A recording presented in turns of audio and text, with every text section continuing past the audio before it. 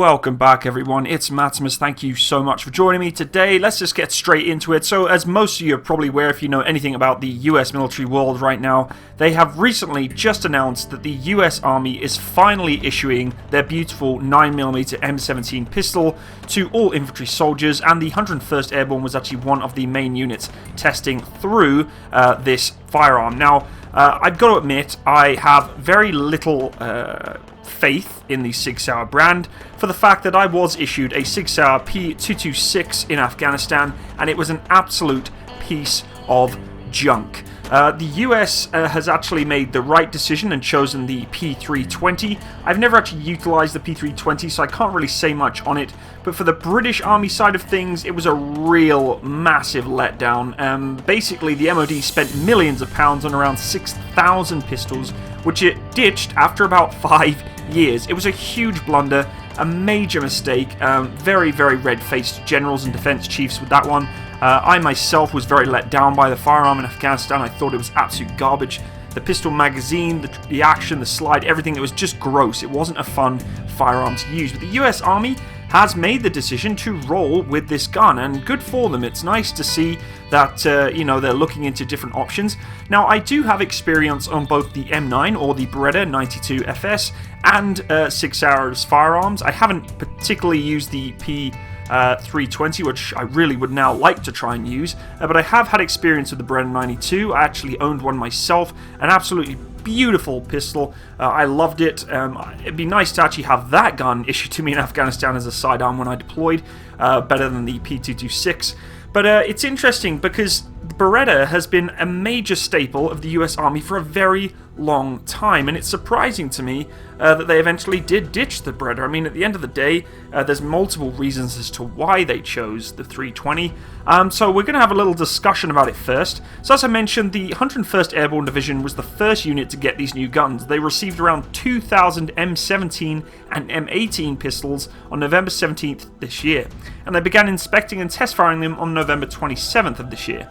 The M18 is a compact member of the MHS family that the Army will issue to general officers and possibly individuals where they need to carry in concealed positions. US Army Sergeant Matthew Marsh says it's easier to fire and with simpler operation. A member of the 101st Brigade combat team also told reporters, "The pistol felt very natural in my hand and I'm excited to take the experience back to my unit and share it with other soldiers. It may also be a lot faster to draw, thanks in part to a new holster from the Safariland group that troops will get along with the guns." The shooter can release the locking mechanism with just their thumb and offers a variety of ways that soldiers can attach it to the gear. The Army may have to adopt another design soon, given the potential plans to buy a combination of light aiming lasers to actually help the soldier engage targets, particularly at night. But the combination of the pistol and holster all make perfect sense, since one of the modular handgun system program's main objectives was to find a new sidearm that was more ergonomic and easier to operate than the older M9. Surprisingly, SIG Sauer actually beat the last competition entry from Glock in January 2017. Some of the key features of the modular handgun system sought to find one platform that could be adapted with a whole slew of different missions, with different barrel sizes, grip sizes, safety configurations, trigger groups, slide lengths, and even frame sizes to be available under a common overall design. For instance, for a general issued sidearm, a standard length barrel, manual safety, combat trigger group and full size frame could be provided, and the user could customize the weapon's grip to best fit their hand size. For special operations, a threaded barrel for mounting a suppressor, a double action trigger group with a lighter trigger pull and no manual safety can be fitted, as well as a raised tritium night sights and extended capacity magazine. For concealed carry, a subcompact frame version of the P320 with either trigger group and safety setup could be configured. The bottom line is that not only the main components are interchangeable, but some other calibers such as 9mm, 40 Smith & Wesson and 357 SIG. But the manual of arms is universal, which makes this platform very, very good, and at the end of the day they're looking for a firearm that is completely modular. And for those M9 fans out there, including myself for the beautiful Beretta, sadly the Beretta could only hit that platform so far. This gun is basically turning into a bit of a Frankenstein. Almost anything can be done to it in terms of different chassis lengths, barrel lengths, you name it. I mean, it can be turned into all sorts of configurations, and that's what the US Army wants. They want something that is a standalone platform, doesn't require any other major modifications, it just needs to swap out intricate parts and off you go. And at the end of the day, that's a big deal for the US Army. It's going to be very cost effective for them. A huge appeal to soldiers on the ground because they want to have that customized option to whatever they need to use it for. Special Forces, obviously being able to use specific variants of the firearm to use for their own specific missions is very important. So big round of applause to the US military. I mean, good for you guys. I'm really proud for you and happy for you all that you're able to utilize a gun like this. I would love to try and pick up one of these guns and give them a go, see how they do. I'm sure they're going to perform outstandingly. Knowing SIG Sauer's quality, I'm sure they do very, very well. I think, unfortunately for the British Army, back in the day in Afghanistan 2008, when we were given the urgent operational requirement of those guns, I really don't think they thought it through too much. The gun was very primitive, I think, for the environment we were in, the dusty, sandy conditions. It just could not handle it. I really do hope that the P320 pistols are going to be able to fulfill that role and really give, you know, an upbeat message to the US military saying this is a gun that is doing what it needs to do. The M9 Berettas have done a very, very good job. Unfortunately, quality control issues with the initial Berettas led to the pistols slide breaking off on at least 14 different occasions between 1985 and 1988. So, you know, they had a very rough start, and I'm hoping that that's not going to be the same case with this beautiful handgun, the M17 for the US military. We will see. Of course, it's now succeeded its fourth try with the M17. The US Air Force, Marine Corps, and Navy are now considering whether to follow suit and adopt the same firearm. I know there's a lot of debate out there with the 45 cal, you know, sidearms for the US Marine Corps. Everybody loves their 1911s as well in the US, so I have a lot of respect for that gun too.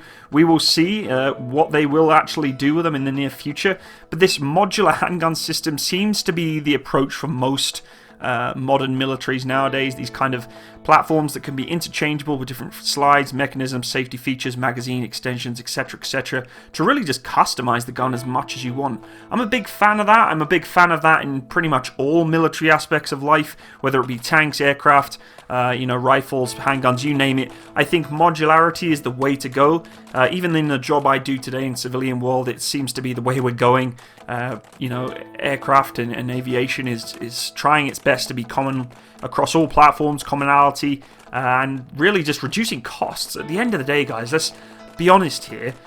It is a lot to do with money, and although a lot of money is being pumped into these M17s, and good for them, they're picking something they know is going to not only do very well for the troops, but is also going to be cost effective. And it's going to be a huge contract paying for this kind of firearm. I mean, this ain't coming cheap, and they want to invest into the correct platform that's going to be able to last them for just about any mission that they require and for a very, very long time. So once again, to the US military, good for you. I'm really happy for you. Let's hope you have no teething problems like I did with the P226 and not have a huge blunder that the MOD did. Unfortunate for us, we had to live through that pain in Afghanistan, so let's hope you don't. And I'm sure the amount of trialing and effort that's gone into this handgun, I don't think you're going to have a problem. You clearly have picked a winner, so good for you. So that's it, and now it's time for you all to leave me your comments on what you think of this firearm. Do you own one? Have you fired one? Are you part of the US Army? Are you proud knowing that this gun is going to come into your service? I would love to hear your comments on it. Let's have a little chat in the comments section below, go over it and see what your kind of opinion is on it. For those of you who have served with the P226 in the British Army or elsewhere around the world, I'd love to hear your opinion on that firearm too. And the old M9 Beretta, beautiful classic 92 FS. Let me hear your opinions on that. Anyone who's owned it, do you want the M9 to stay into service? I mean, maybe there's some serious Beretta diehards that want it to stay in there. 1911s, let's get the shout out for them too. I'd love to hear your opinions and comments on these guys. Please leave it in the comment section below. If you want to support my channel, feel free to go check out my Patreon account. It would mean a lot to me. And if you do want to follow me on Facebook, even though I tend to not use that much, and Twitter, again, it is in the description box below. Once again, Discord is coming back, so I can have a chat with you all. I haven't really still decided when it is coming back, but feel free in the near future to join that when I actually bother my butt to actually put the link on the page. Thanks again for watching, everyone. I hope you have a wonderful day, and once again, hats off to the US military. Good luck with your new firearm. All the best. Bye-bye.